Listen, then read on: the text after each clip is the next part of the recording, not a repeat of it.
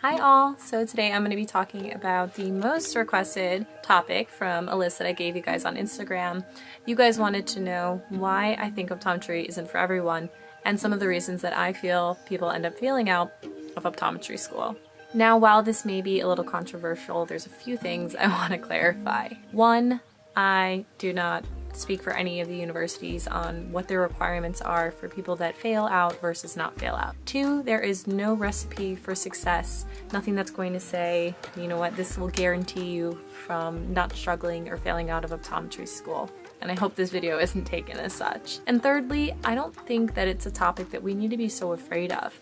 I think that in fact, being so afraid to talk about it is what makes it happen more than if we were to just address it point blank, identify some of the things that are lead causes for people to struggle, and then tackle them and share our own journeys where we have and haven't succeeded.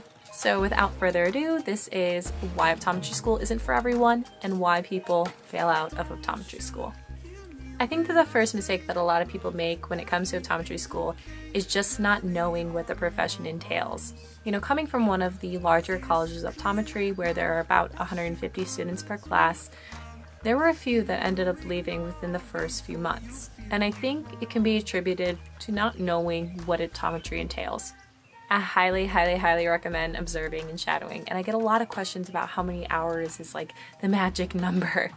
I honestly wish I could tell you, but I don't think there's a perfect number because there's just so much that you need to know to be successful in optometry, and it goes beyond the didactic things that you learn in optometry school. Now, optometry is very different than the way it used to be. It used to be a lot more optics based, a lot more refraction, and some students struggled with the acceptance of being responsible for so much material that was medically based.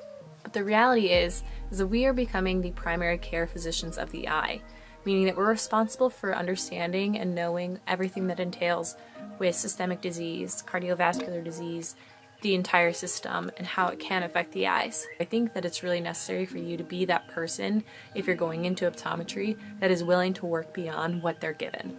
From my experience, succeeding in at least academics, a practical setting, or the clinical environment is really where you're going to find success and carry yourself through the rest of the optometry school experience. Early on, the academics are a huge part of it, and I think a lot of people struggle in not knowing how or when to ask for help.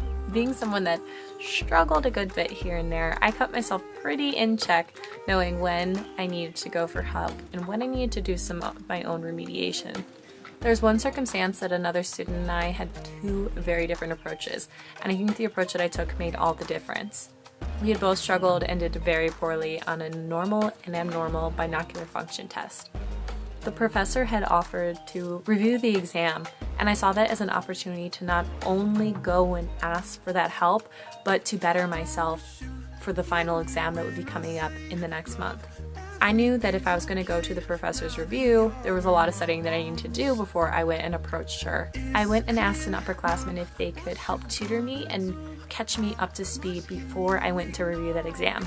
It was by far the best decision that I ever made. I walked away feeling more confident and knowledgeable about the mistakes that I had made and more prepared to not make those mistakes in the future.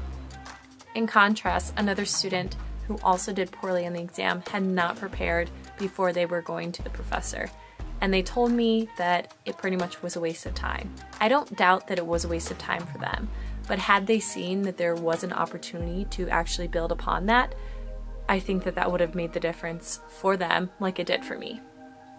When it comes to practicals, there's just a lot of pressure to perform and to perform well. As a former teaching assistant, I think I can look back and say that to do well on practicals, you just need to be confident and you need to just have that confidence. You know, practicing in lab for weeks on end, it'll probably just drain you and kill you. But leave yourself ample enough time and know how much you really do need to prepare so that when you go and take the exam, you're not so jittery. You're ready to just ace it and show them that you can perform this skill. Thirdly comes that area which is being in clinic. You know, obviously you hope that clinic is this chance for you to integrate all of your skills and all of the academics that you have learned. I can definitely say that being someone that had been very late to the integration game of, you know, tying all the pieces together, honestly, probably until I was studying for part 1 of boards, that's finally when everything clicked together. You know, it took me just a while to come to that, but ultimately I think that is what really sets those students apart, is when academically they can integrate, they can use their practical skills that are very, very strong, and then apply that to clinic and to patient education and to patient interactions and with their preceptors. I honestly don't think that I finally started doing it until the last semester. But nonetheless, it wasn't something that held me back, and I still made it through.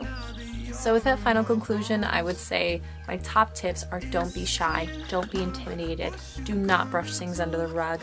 Right when you feel like you're slipping, go and ask for help. Ask someone, ask an upperclassman, ask your fellow classmates, or approach a teacher and just say, I don't know where to start.